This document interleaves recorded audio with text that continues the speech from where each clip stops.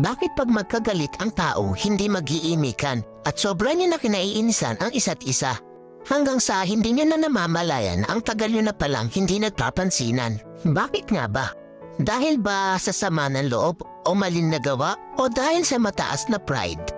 Sa sobrang taas ng pride, nagpapakiramdaman kayo kung sino ang unang hihingi ng tawad. Paano kung pareho kayong ma-pride? E di habang buhay na kayong walang pansinan at mag-iinisan, di ba? Alam niyo ba ang kasabihang, it's better to lose your pride because of your love than to lose your love because of your pride? Hindi naman masama kung itapon mo muna ang pride mo para sa taong mahalaga sa'yo. Kaysa naman itapon mo yung pinagsamahan nyo ng dahil lang sa pride mo.